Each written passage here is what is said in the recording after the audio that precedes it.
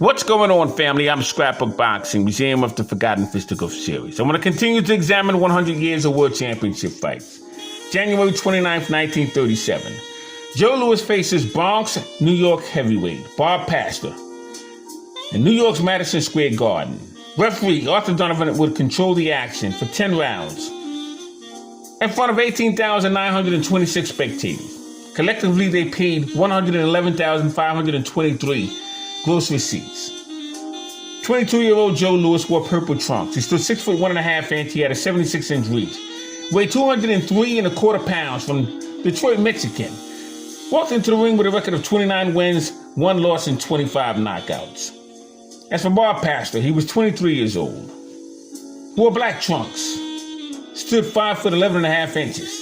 Had a 76-inch reach and weighed 179 pounds. He was a heavyweight from the Bronx, New York. Joe Louis would earn $36,000 for that fight. Now, who was Bob Pastor? His name was Robert E. Pastorik. He was born January 26, 1914 in the Bronx, New York. He died January 26, 1996 in the Bronx as well. Fought from 1935 to 1942. Had a total bout career of 65 fights, 53 wins, 7 losses, 17 knockouts. And he was stopped twice himself. Now, he'd be in the ring with fighters such as Eddie Blunt, Jack Trammell, Nathan Mann, and Terry Mitchell. He also fight fighters such as Izzy Singer and Ray Bellatere.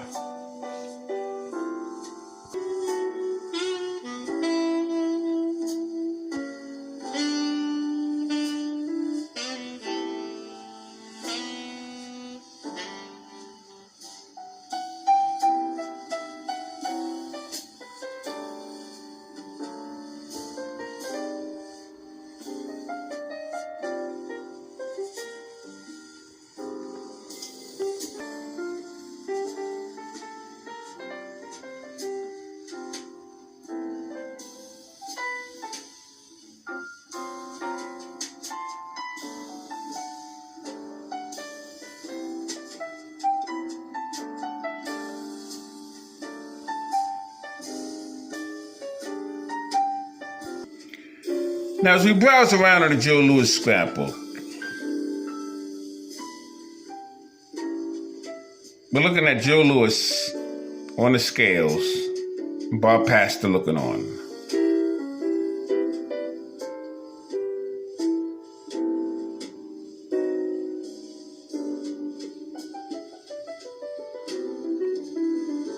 Bob Pastor weighed 183 pounds and Joe Louis was 200 pounds.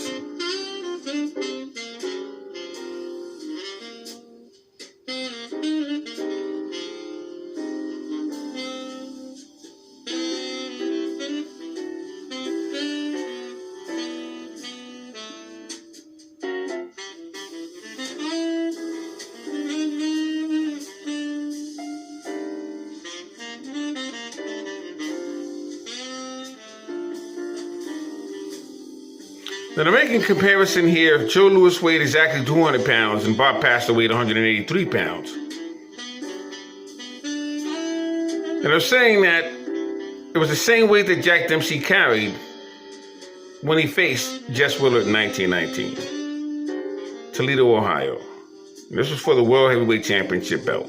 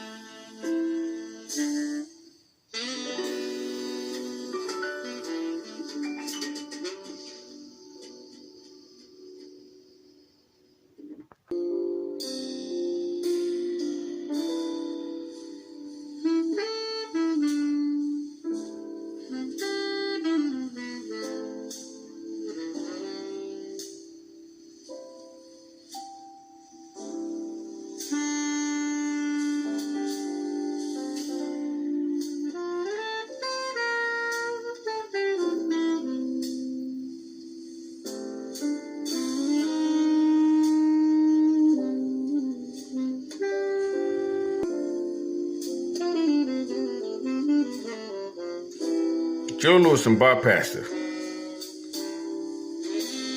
Mix it up twice. Once as a contender and once as a champion.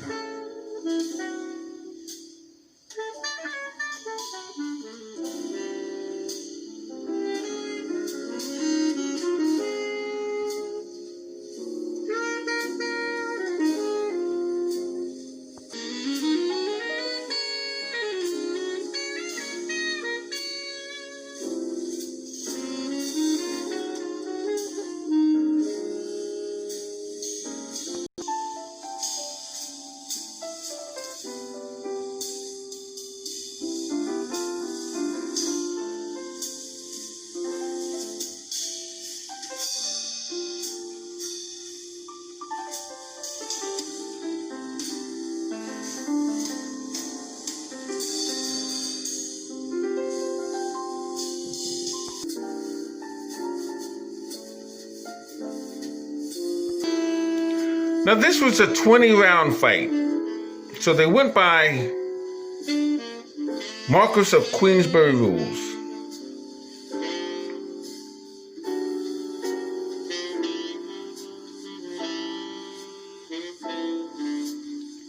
I'm just going to slowly scroll down the rules for you.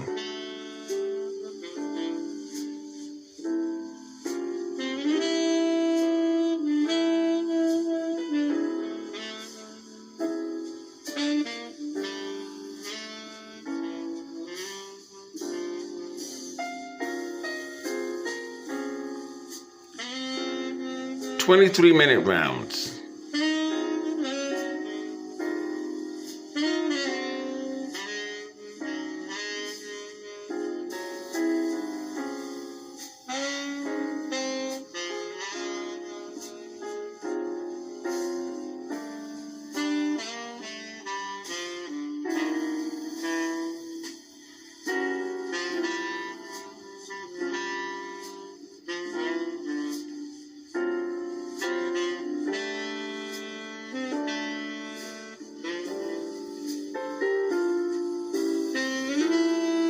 I just wanted to give you an idea what the rules were for that particular fight.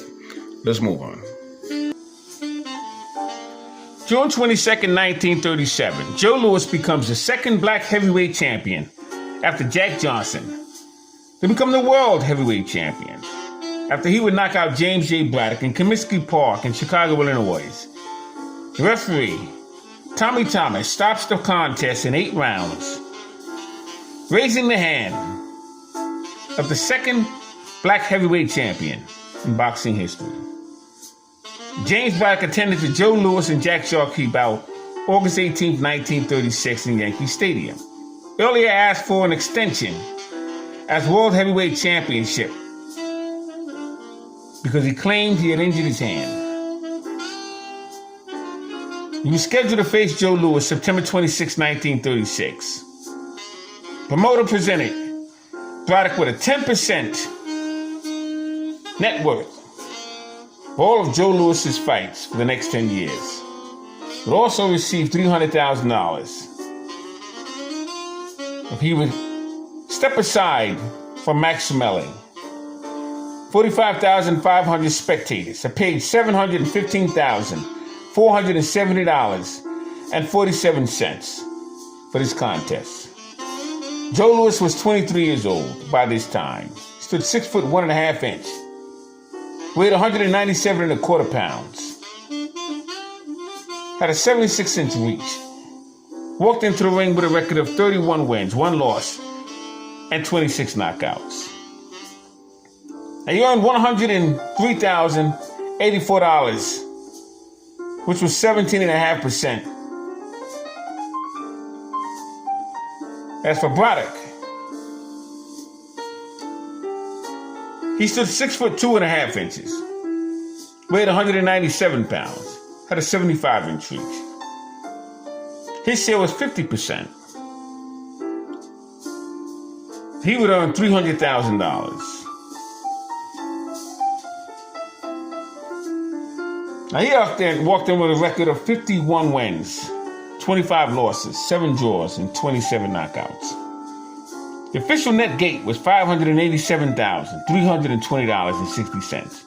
Radio and movie rights, $75,000, which was amazing for that time. Most spectators wanted to witness history. They wanted to see Joe Louis blow through Jimmy Braddock so he can get past Max Melly.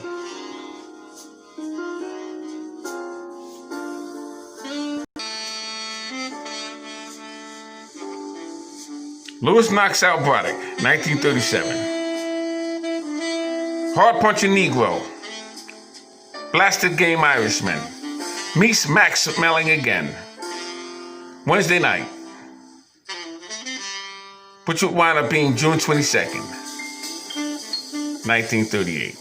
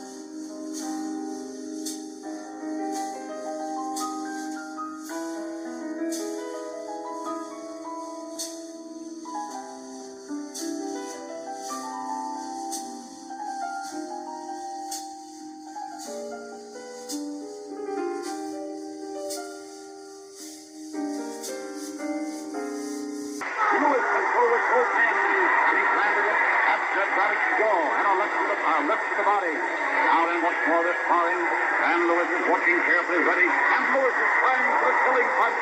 He lets Braddock on the fast left and then crossed up with his right and hit him high on the feet. Now it's close quarters. Louis is pressing hard. And he went down. But doesn't stay down. And Braddock is down into the rope. Braddock is the man forcing the fight. He left there and then a right to the body. Louis once more with a terrific right to Braddock's jaw and the bell. And Braddock to his referee separated them. Louis stepped back. Braddock is once more carrying the fight to him. And that high is, but Braddock didn't get ground. He's in the center of the ring. And there he left Louis have a left hook to the jaw. And Louis countered with a hard right to the face. Louis is turning loose with right and left. Both hardest right and both hardest left. Plus on Braddock's jaw. Louis is getting him now with his right uppercut right at the bell. Hard right uppercut. High is slightly cut, and there Louis came in with a good left hook to the body, and Braddock missed with a hard right swing. Louis tried with the left as they came out of that clinch, then Louis let him have a left to the face, and Braddock came over with a right, but Louis was going back on the punch, and Louis gave Braddock a straight left jab to the face, and Braddock followed up, and there Braddock got him a right uppercut that Louis felt. And Braddock is now forcing Louis back across the ring, but Louis countered with a good hard right to the jaw with the left, and Louis was a little light with the left, and then Louis jabbed him 3 times in succession with the left, and then Louis came with the left. There's another one that made Braddock give ground. Another hard right by Louis to Braddock's jaw. At close quarters, Louis is trying with right and left. The referee separated them. Louis is getting in effective work now with his right, a straight right, and it is showing his effect on Braddock. Braddock is looking in bad shape there now, the worst I've seen him. Louis is driving. It looks like just a moment. And Louis is showing power and precision. This is right and left. Louis there, starting the left to the right to the body, and there was the left hook right above his head. It must have done it. Braddock is fighting out as gamers than I've ever seen. Separated them. And Braddock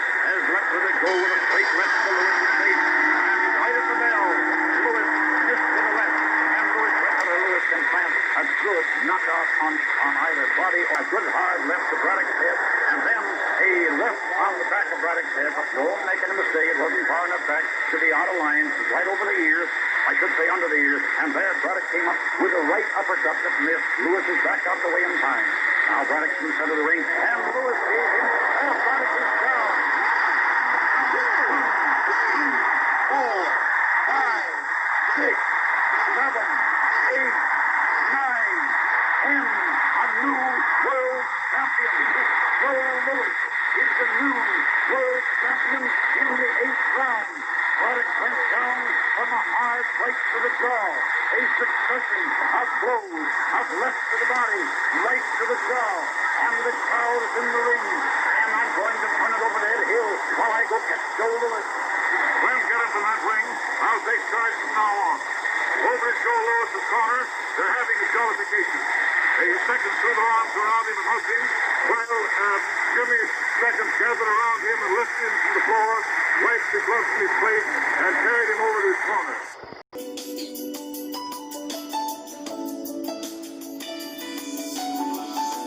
11 of 15 children. Henry Jackson moved to St. Louis with his grandmother. Took care of him. She raised him when his mother passed away. And Jackson did graduate from elementary and high school.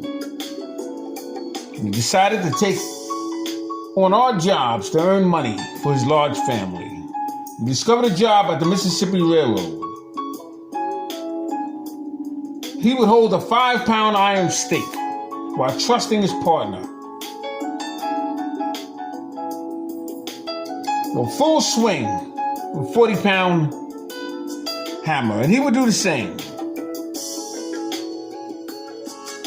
One day while this happened, newspaper hit him on the leg. Kid Chocolate had defeated Al Singer, New York's Polo Grounds. He earned $75,000. Armstrong had ambitions of becoming a champion himself, as he admired Kid Chocolate. So October 29, 1937, as he became Henry Armstrong, he would become the first black New York SAC, NBA, World Unified Featherweight Champion in boxing history of America. Because you had Kid Chocolate, who was featherweight champion, but he was from Cuba. George Dixon, featherweight champion, but he was from Canada. Henry Armstrong would be the first American black featherweight champion. He would do it at New York's Madison Square Garden. He was 27 years old, stood 5 foot 5.5 inches, weighed 122 to 124 pounds. He had a 67-inch reach. Came in with a fighting career record of 74 wins, 12 losses, 7 draws, and 46 knockouts. Petey Sarron stood 5 foot 3 inches, weighed 126 pounds, had a 63-inch reach. He came in with a fighting career record of 108 wins, 22 losses, 13 draws, and 21 knockouts. And the referee was Arthur Donovan. He stopped the contest 2 minutes and 36 seconds in the 6th round. Mike Jacobs promoted his first show at the Garden, 20th Century Fox, the Sporting Club. 11,847 spectators. Paid $34,708. Henry Armstrong would become the first black featherweight champion in boxing history. That's incredible. And it happened right after Joe Louis would become the first fighter to redeem himself. He was the first heavyweight to redeem himself. He was the second black heavyweight champion in boxing history, but he would knock out Braddock earlier that year. Phenomenal.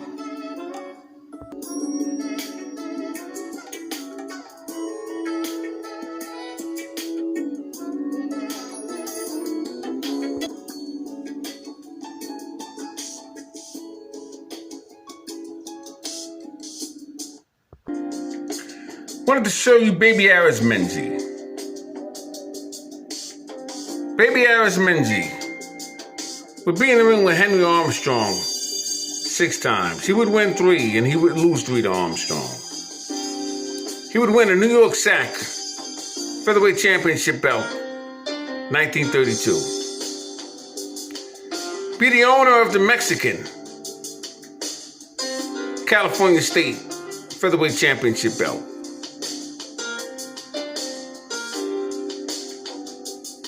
As you can see here, he would defeat Mike Belois, 15 rounds.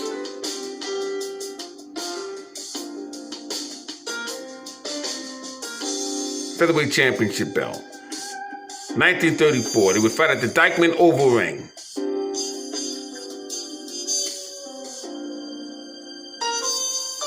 He'd win the title from Mike Belois. They call him the Bronx Spider. He would take on fighters such as Newsboy Brown, Archie Bell, and Freddie Miller, Eddie Shea, Tommy Young, Della Barber, and Speedy Dado, Lou Ferber, and Al Roth. Had over 200 scraps, as you can see here. Phenomenal fighter, Baby Arizmendi. Albert Baby Arizmendi. Salute to him. Fantastic Mexican fighter he was. He was a rival. Hammer and Henry Armstrong. Fought him all the way to 1939 for the welterweight championship of the world.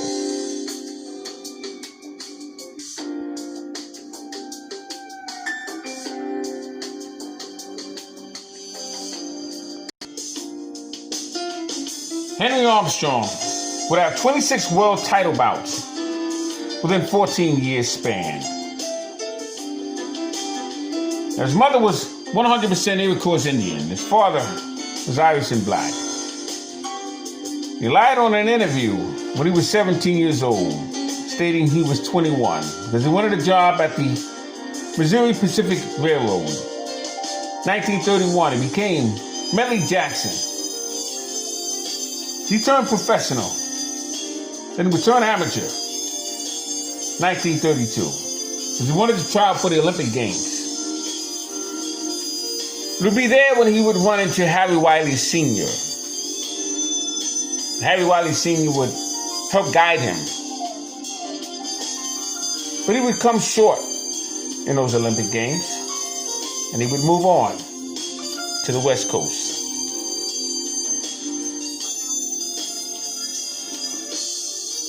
During the course of his professional career, he would fight fighters such as Juan Dorita, Midget Wargas, and Benny Bass, Bo Jack, Ray Robinson, Sammy Ingot, Tibby Larkin,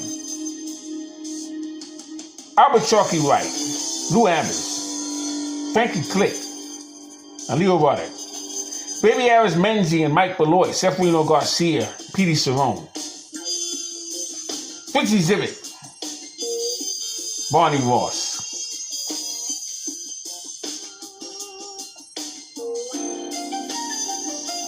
Phenomenal fighter was Henry Armstrong. He's the first black featherweight champion of America of all times. And he did it in 1937, a few months after his idol, Joe Louis. But he would win.